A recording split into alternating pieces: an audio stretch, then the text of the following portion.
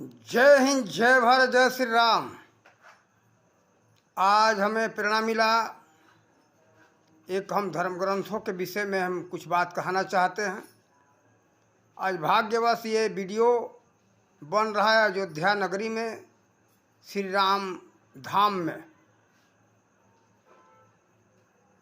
हम बहुत दिनों से ये बात देख रहे हैं।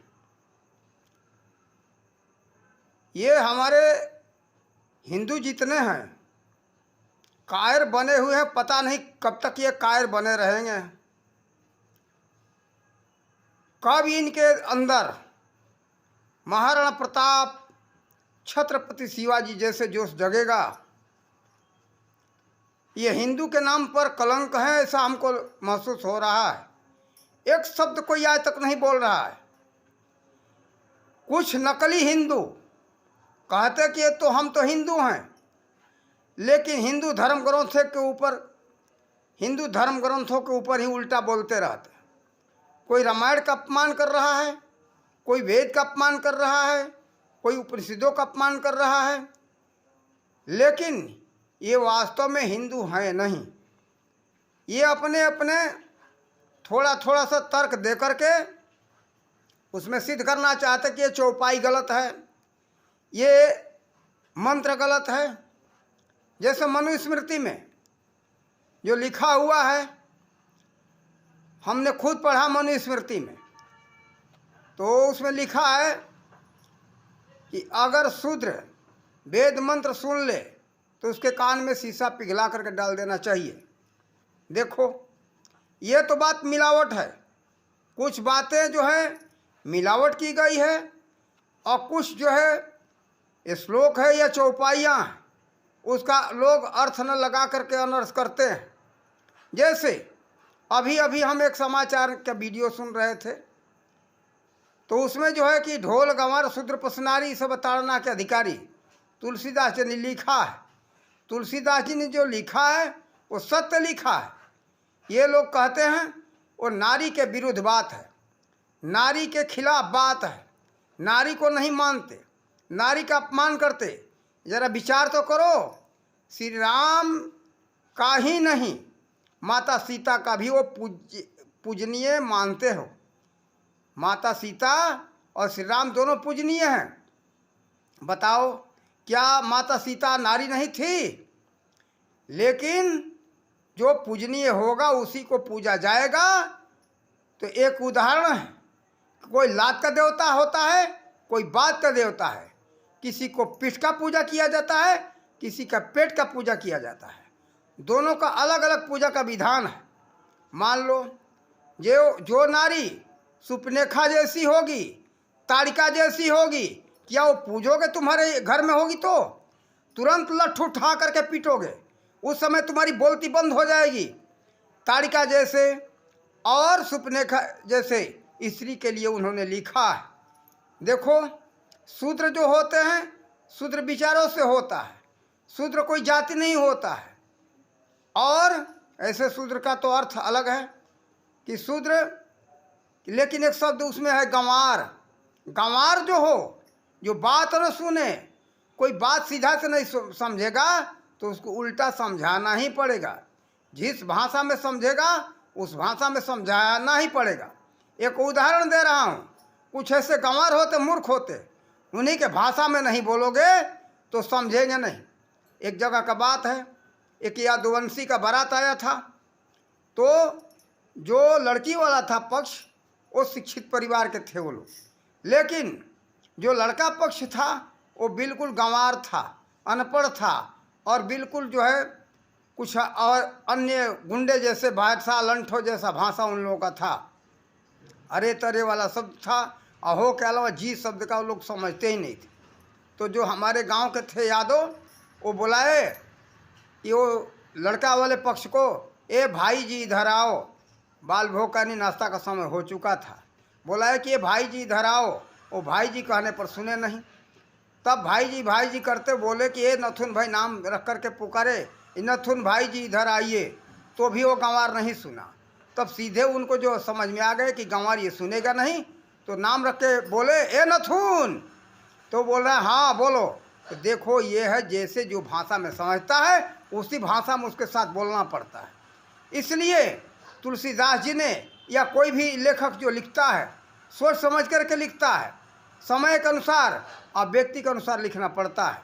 तो देखो ऐसी बहुत सी चौपाइयाँ हैं, लोगों को गलत लगेगा, लेकिन सोचो विचारो, जो संसार में पूज्य है रामायण, उसके ऊपर खिलाफ क्यों बोल रहे हैं?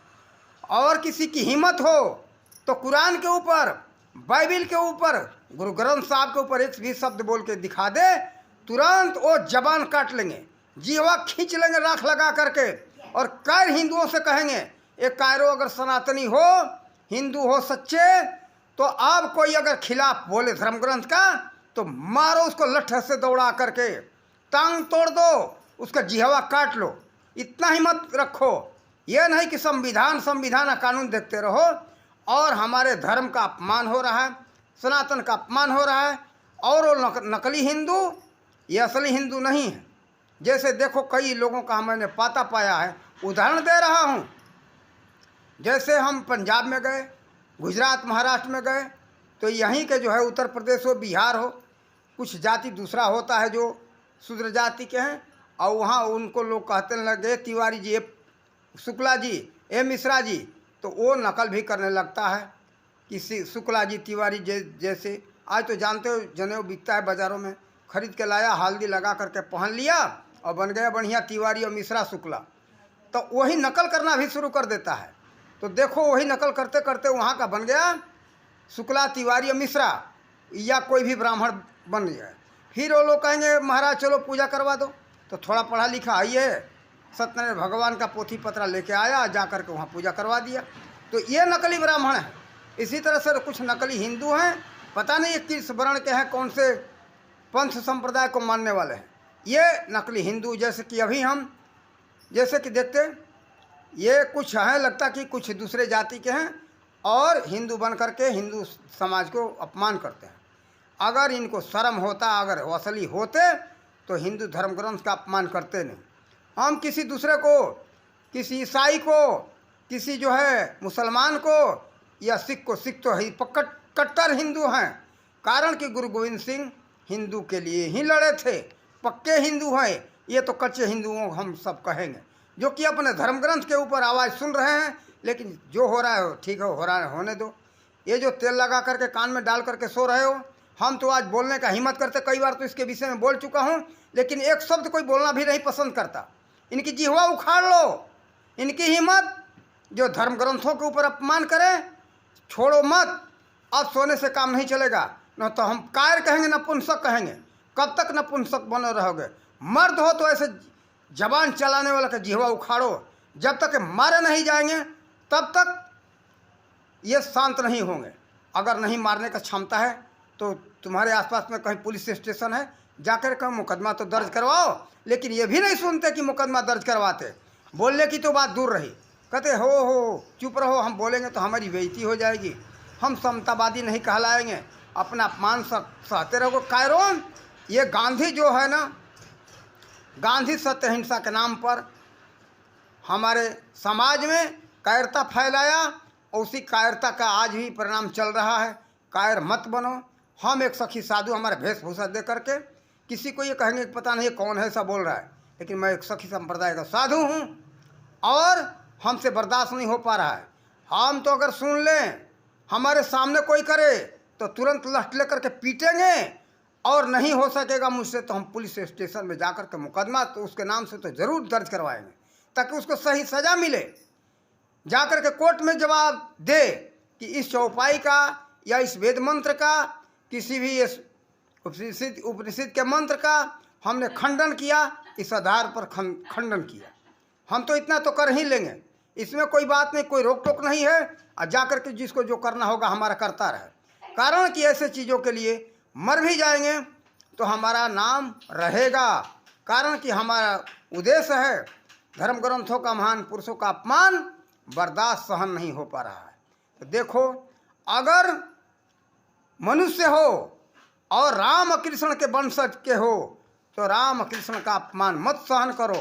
कायर हो, नालायक हो और नपुंसक हो, अगर अपमान बर्दाश्त कर रहे हो तो इनको तो हम कहेंगे कि लठ लेकर के दौड़ाओ पीटो, चाहे कोई नेता हो, चाहे कोई मंत्री हो। बिहार के शिक्षा मंत्री का बात कई बार हम सुन चुके, और तमिलनाडु में तो वो जो है टैलेंस जो किया तो वो किया ही, लेकिन ये बिहार का शिक्षा मंत्री ऐसा कई बार आवाज़ बोल चुका है। और केशव प्रसाद जो स्वामी प्रसाद मौर्य, ये पता नहीं दोगला किस वंश का है। मौर्य कहते शर्म नहीं आता। इसीलिए जो है कि क्षत्रिय परिवार से मौर्य वंश का उत्पत्ति हुआ है। तुम क्षत्रिय वंशज के नहीं हो, दोगला सुरत वाला, तुमको शर्म नहीं आता है? मौर्य क्यों लिख रहे हो? मौर्य भी जानना चाहिए, उसी क्षत्रिय परिवार से ही चंद्रवंशी उत्पत्ति हुआ था, और चंद्रवंशी के जड़ से ही मौर्य की उत्पत्ति हुई है। और कहते हो कि राम थे नहीं, और ये गलत है। तो देखो जो रामायण लिखा गया है श्री राम के अंदर, उसी रामचरितमानस के अंदर लिखा गया है, तुलसीदास जी ने लिखा है। तुम उसका अर्थ समझते नहीं हो। तुम कितने धर्म ग्रंथों के पढ़े हो, तुम सबको ज्ञान नहीं है। और ज्ञान नहीं है तो तर्क बेतर्क मत करो, नहीं तो पीटे जाओगे। तुम्हारी माई दूध पिलाई है तो जरा कुरान के अंदर उठा करके, कुरान में भी बहुत से बातें हैं। हम नहीं कहते रूबिका लियाकत, जो आज इस समय रिपब्लिक भारत में वो जो है चैनल में मीडिया है, और पहले थी एबीपी न्यूज पर, वो भी कह रही है। अगर तुम्हारी हिम्मत है तो जरा एक शब्द कुरान के ऊपर बोल के दिखा दो, तुरंत मुसलमान तुम्हारा जिहवा काट लेंगे।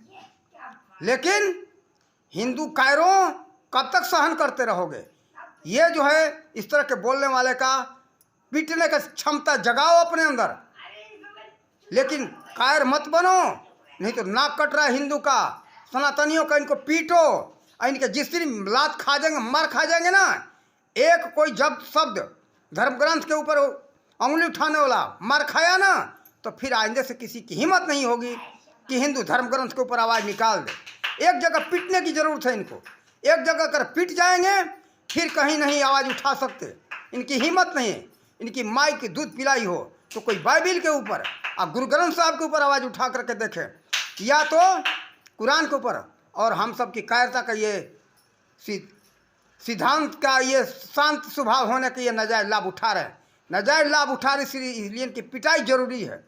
और हम आप सबको इसके लिए प्रेरणा दिए, और वैसे आप सबकी मर्जी, कायर बनना है नपुंसक बनना है तो बनो। आपकी माँ अगर दूध नहीं पिलाई है, पानी पिलाई है, अपनी माँ का दूध पिए हो तो अभी से जगो, हम ये कहेंगे। और इनको लात खिलाओ, पीटो इनको, तभी ये शांत हो जाएंगे। और जय हिंद, जय भारत, जय श्री राम।